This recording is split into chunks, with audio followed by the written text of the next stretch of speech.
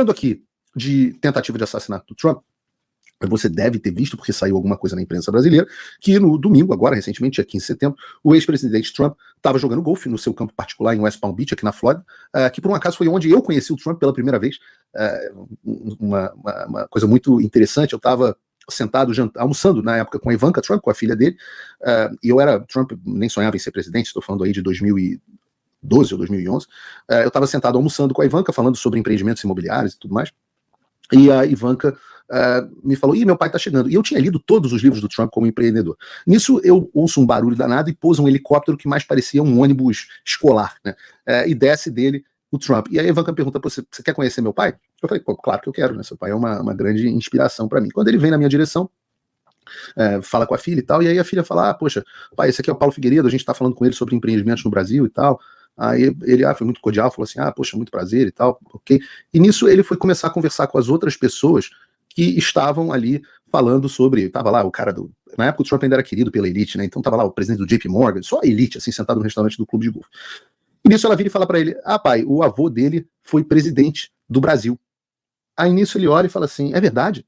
É verdade, meu avô foi presidente do Brasil. Nisso ele puxa uma cadeira na mesa, estávamos só eu e a Ivanka, mas nisso ele puxa uma cadeira na mesa e fala assim, senta na mesa e começa a falar assim, me fala como é que é a política no Brasil, é igual aqui nos Estados Unidos? E aí ele começou a ficar absolutamente interessado sobre o Brasil, ele não sabia absolutamente nada sobre a política brasileira, mas o que eu achei interessante nessa história, que foi o episódio no qual eu conheci o Trump, tem até aqui numa das minhas paredes, tem um livro, ele me mandou o livro dele, The America We Deserve, dizendo assim, na verdade pro meu pai, falou assim, Paulo, you have a great son, né, se referindo a mim. Mandou o livro pro meu pai, de presente, eu tenho o livro aqui guardado, assinado, autografado por ele. Eu tô contando essa história para falar como o Trump era interessado, estava nem aí pro empreendimento imobiliário, onde a gente acabaria sendo sócio, num certo sentido, e estava super aí, sim, para política, né? Política já era aí em 2011, 2012 o maior interesse do Donald Trump. Quem diria que hoje aqui a gente está 12 anos depois daquele dia que eu o conheci pela primeira vez, depois a gente acabou tendo uma relação, digamos assim, bastante prolífica. Muitos encontros, muitas conversas, aprendi bastante. Pois nesse clube de golfe em West Palm Beach, que fica a uma certa distância da casa ali, curto, umas 15 minutos de carro do Mar-a-Lago, onde o Trump mora, ele foi vítima mais uma vez de uma tentativa de assassinato, cerca de 2 meses depois da primeira tentativa, que a gente deve lembrar que foi quase bem sucedida, não foi bem sucedida por 1 milímetro, né? E eu fiz um post nas redes sociais, que depois foi transformado aí para minha equipe numa reportagem, numa publicação no site do Paulo Figueiredo Show, explicando o que a gente sabia até aquele momento. E de fato, o que aconteceu? Né? Bom, dessa vez, graças a Deus, o Trump não chegou a ser alvo de nenhum disparo, isso porque o serviço secreto foi menos incompetente e conseguiu identificar o atirador antes que ele pudesse agir. Né? Esse atirador, que se chama Ryan Wesley Ruth, né, foi visto pelos agentes do serviço secreto quando o cano de um fuzil AK-47 foi identificado saindo de um arbusto ao longo do percurso do campo de golfe, o que é muito interessante, né? E uma vez que ele foi visto, o Donald Trump estava a mais ou menos 300 ou 450 metros do local em que o atirador foi encontrado, e assim que ele foi identificado, os agentes do serviço secreto, dessa vez aprendendo com a primeira lição, imediatamente entraram em combate com o Ryan Ruth, que estava nos arbustos, conseguiu fugir da cena do crime num carro, deixando para trás a arma do crime, o AK-47, 2 bolsas, uma mira para o fuzil telescópica e uma câmera GoPro. Uma das testemunhas que estavam no campo de golfe viu o Ryan Ruth fugindo, tirou uma foto do carro e entregou às autoridades. Logo em seguida ele foi preso aqui na 95, que é a principal rodovia aqui da Flórida. E tem um ponto chave aqui, e esse que é o grande mistério, né? A primeira tentativa de assassinato tinha mais mistérios. Essa tem um grande mistério, que é um ponto chave que levanta a pulga atrás da orelha. Ninguém sabe como diabos o Ryan Ruth teve conhecimento de que o Trump estaria jogando golfe naquele local, já que isso não estava listado na agenda pessoal do presidente. Só as pessoas mais próximas do Trump tinham conhecimento de que ele estava ali. Na agenda presidencial não seria normal o Trump estar ali. O que, obviamente, leva aos questionamentos que nós temos de, será que alguém deu o serviço? Será que alguém do serviço secreto que deu o serviço na primeira vez está dando o serviço na segunda vez? Né? Talvez essa pergunta fique sem resposta, como tantas outras, da primeira tentativa de assassinato, que até hoje a gente não sabe quase nada sobre o que ocorreu, porque a investigação feita pelo FBI e o FBI completamente aparelhado, parece a nossa Polícia Federal.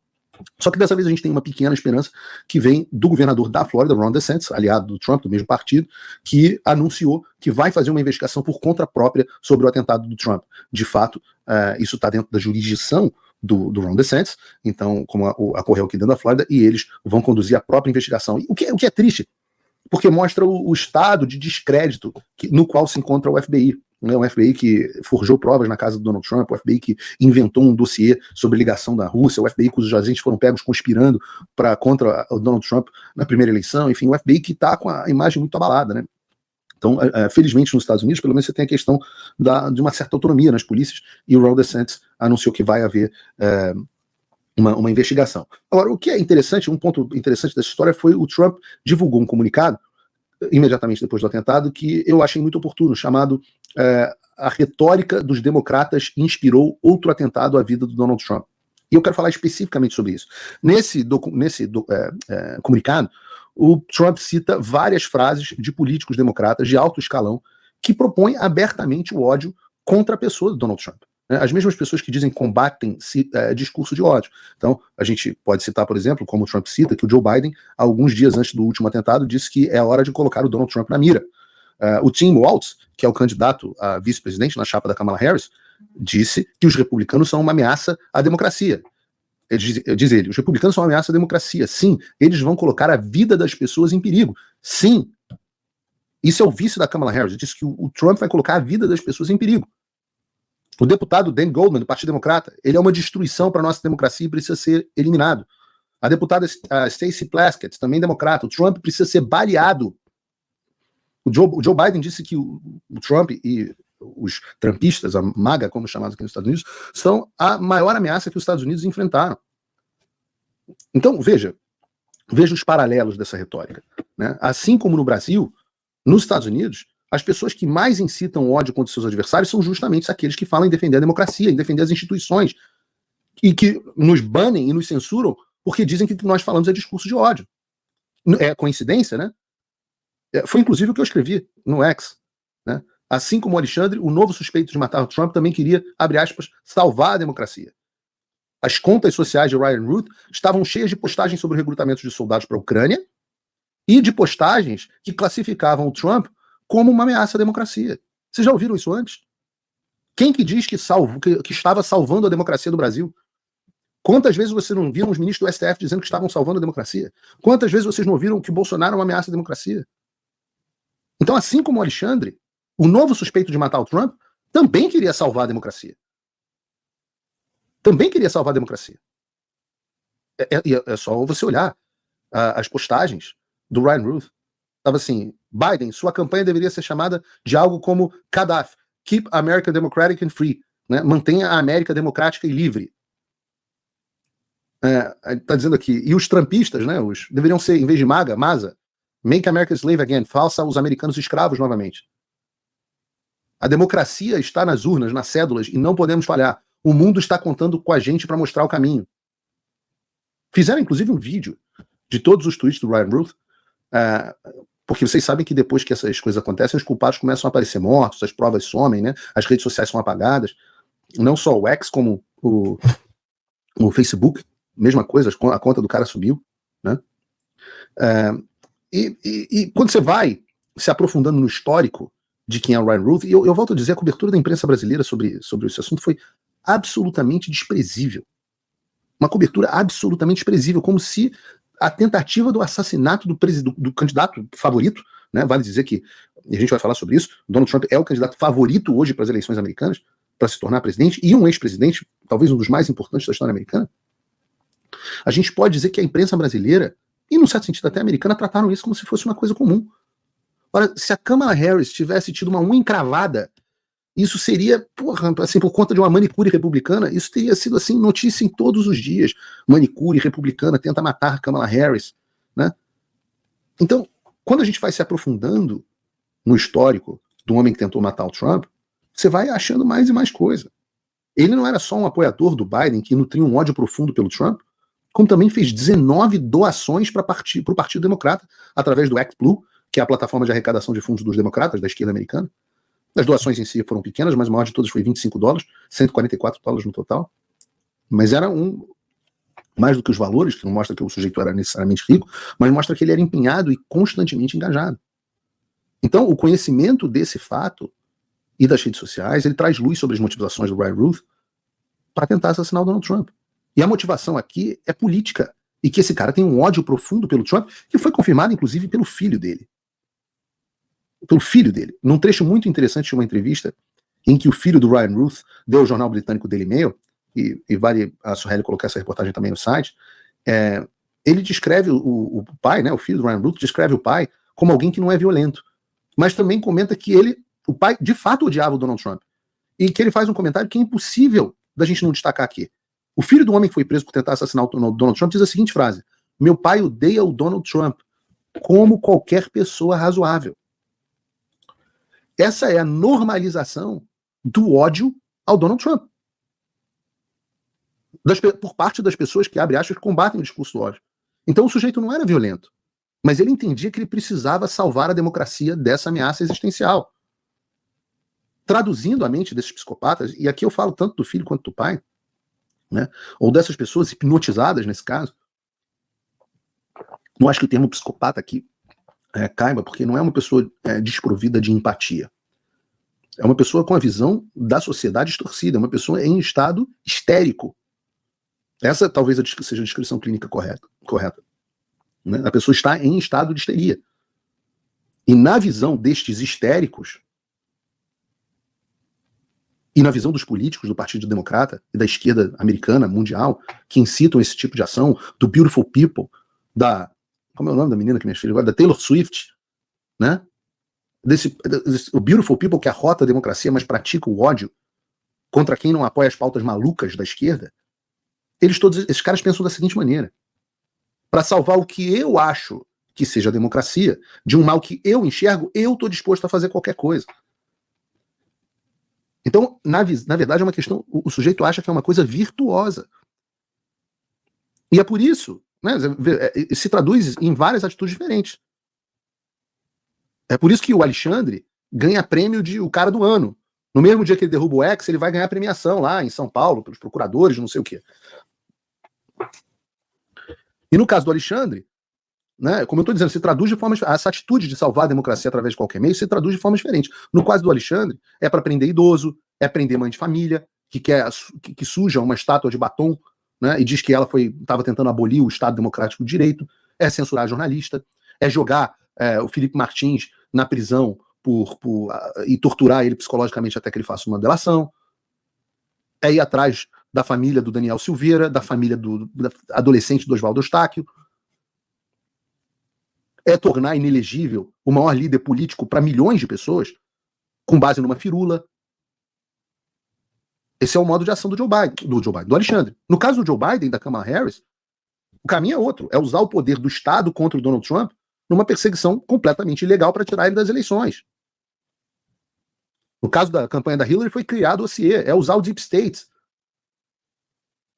Vale tudo para tirar Bolsonaro e Trump do cenário político eleitoral. Não importa a popularidade deles, porque a democracia, como a gente vai ver aqui, não é mais a vontade do povo.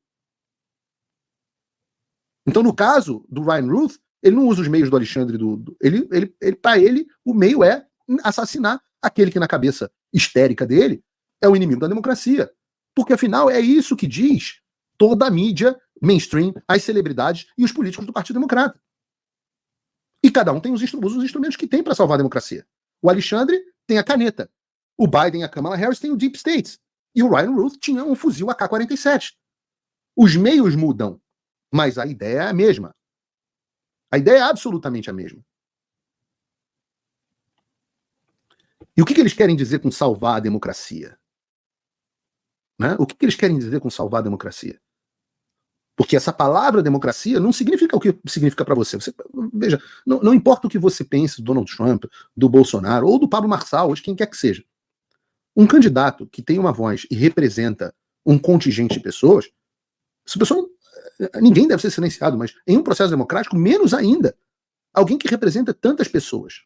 Ora, democracia, não é democratos, né, o governo do povo. A última vez que eu chequei, democracia era a vontade do povo. Mas para eles não, democracia não é a vontade do povo. Não é um governo transparente, não são eleições livres e auditáveis. Eles redefiniram recentemente, e podem reparar, essa é a retórica deles, como democracia, como a vontade das instituições. Saem as pessoas comuns, sai a vontade da maioria preservando o direito da minoria, que é o chamado dilema madisoniano, e entra a vontade das instituições. E quem controla as instituições? A esquerda, uma elite, uma elite, uma suposta elite intelectual completamente desconectada da vida do cidadão comum, que o Thomas Sowell chama de a visão dos ungidos. Né? Ou, confesso, eu posso pegar aqui, por exemplo, para uma frase do ministro Luiz Roberto Barroso que sintetiza perfeitamente isso. Diz aqui o Luiz Roberto Barroso, presidente do Supremo Tribunal Federal. Como se constata, a história às vezes anda devagar, outras vezes ela anda rápido. É difícil prever quando será um caso e quando será o outro. Mas não importa. O nosso papel, o deles, dessa elite, é empurrar a história. Este é o nosso papel como intelectuais, empresários, trabalhadores, como pessoas socialmente engajadas a serviço da humanidade. O nosso papel é empurrar a história. O papel do Ryan Ruth, para ele, vai ser empurrar a história. Era empurrar a história.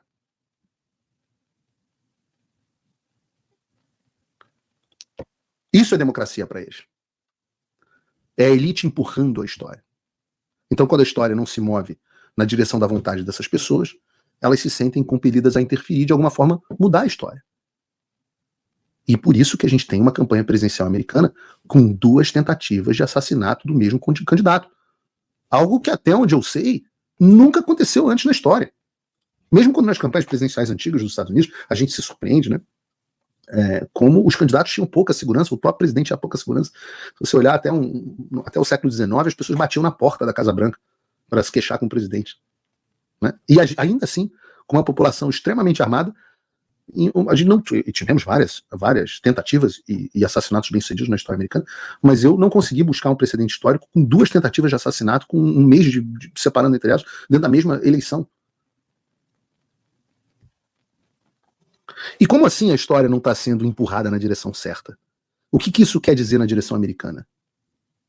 Quer dizer que, diferentemente do que a mídia brasileira, copiando parte da mídia americana, tentam fazer você acreditar, as coisas não estão nada boas para Kamala Harris.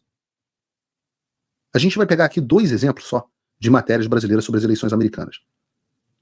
E que tristeza, né, abrir essa aqui, da Jovem Pan, que se tornou absolutamente indistinguível de qualquer outro veículo de esquerda. Digo isso efetivamente, né? Não tem diferença entre essa notícia da Jovem Pan ou essa notícia do Valor Econômico. Absolutamente a mesma coisa. E o que é um problema, porque muita gente, outro dia eu fiz uma pesquisa no meu ex, sobre quem se informava ainda pela Jovem Pan, quem acompanhava a Jovem Pan e tal, e eu vi que é um número muito pequeno de pessoas, mas ainda tem alguma audiência. Eu não sei como é que está a audiência da Jovem Pan aqui agora nesse momento, mas ainda tem alguma audiência. E como não tem diferença, Jovem Pan, Valor Econômico, Globo, eu tenho até uma vergonha, tem um que eu gosto muito da cobertura política nacional do Poder 360. Eu acho que, no geral, comparado com o restante da imprensa, eles fazem um trabalho digno. Mas quando entra na eleição americana, cara, é como se tivessem colocado um agente do Partido Democrata dentro da redação. Eu já falei isso para eles lá, tem que demitir esse cara, é uma vergonha. É uma vergonha. Né? Jovem Pan, como diria o meme, já foi jogar no Vasco. Né? Já foi de arrasta para cima há muito tempo. Eu falo isso com lugar de fala sobre Vascaíno. Né? Mas o meu ponto nessa história é que se você acompanha, e eu falo isso até, engraçado, deputados, senadores me ligam para perguntar como é que está a campanha, como o Donald Trump está ganhando ou está perdendo. E aí eu falo assim, cara, não, eu vi que a Kamala Harris está na frente. O Bruno me mandou aqui, quantas pessoas têm audiência na Jovem Pan? Nesse momento tem 8.000 pessoas assistindo a Jovem Pan. A gente aqui nas nossas, infelizmente temos que transmitir por múltiplas plataformas, hoje o Fio Diário voltou a retransmitir o Paulo Figueiredo Show, boa notícia. Hoje nós temos, aqui nesse momento, cerca de pouco mais de 13.000 pessoas nos assistindo, com a audiência subindo, a Jovem Pan está com 8.000 e pouco.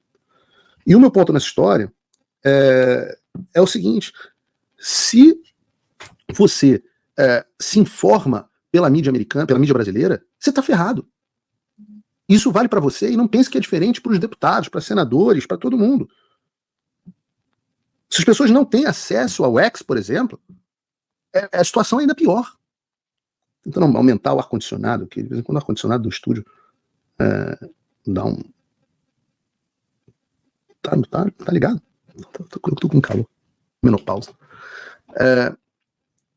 E eu vou dizer para vocês, eu vejo no Globo, a realidade é exatamente oposta. Trump é o favorito para ganhar as eleições americanas, seja nas casas de aposta, seja nas projeções, até do 538, até do RCP, vou falar aqui, do RCP. Você não precisa acreditar em mim, ainda que eu tenha mais credibilidade, mais audiência do que a Jovem Pan e o Valor. Vamos fazer o seguinte, eu vou dar os elementos para você. Muita gente está me perguntando, Paulo, como é que está a eleição americana? Muita gente, Paulo, como está a eleição americana? Como Paulo? Você não está falando? Eu falo, não estou conseguindo falar porque o Alexandre não deixa, todo dia é uma bomba. Vou pegar 3 pesquisas, 3 dados aqui para você. Primeiro, a pesquisa da Atlas Intel. Está aqui essa pesquisa. Em uma eleição entre... Pelo de gato na minha cara. Entre Kamala Harris e Donald Trump, em quem você votaria, né? Pesquisa. 50,9% responderam Trump e 48% em Kamala Harris. Então, Donald Trump 50,9% e Kamala Harris, na verdade, 47,5%, arredondado para 48%. Essa foi uma das pesquisas. Aí você tem Trafalgar Group, essa foi da Atlas Intel. Pega Trafalgar Group. 4 pesquisas foram feitas no mês de setembro em diferentes swing states, que são os estados-chave, ou seja, os estados que tanto o Partido Republicano quanto o Partido Democrata têm chance de vencer. O Trump está na frente na Geórgia e no Arizona, 2 estados que ele perdeu e que foram cruciais para a derrota dele nas eleições de 2020. Também na frente na Carolina do Norte. E em Nevada, essa pesquisa mostra 2% atrás. Você pega Rasmussen Reports, outro instituto, 49% dos eleitores entrevistados disseram que votariam no Trump, enquanto 47% diziam que era Kamala Harris. E tem mais componentes para explicar para vocês. Mas mesmo pegando as pesquisas, a situação não é nem um pouco a que a mídia brasileira tem informado. Se Kamala Harris está vencendo a eleição, por que ele está tentando matar o Trump? E é por isso que as projeções são de vitória do Trump nesse momento. E até mais gostoso, assim, porque, pô, mais uma vez, Trump vai ganhar e os especialistas da Globo News vão ficar com cara de taxa. Oh, meu Deus, o que está acontecendo? O que está acontecendo é que você fica lendo New York Times, pô. Se quer, você tem Twitter mais, né? Acho que o Google ainda tem Twitter. Porque está nos Estados Unidos, né, em Nova York, acho que lá tem Twitter.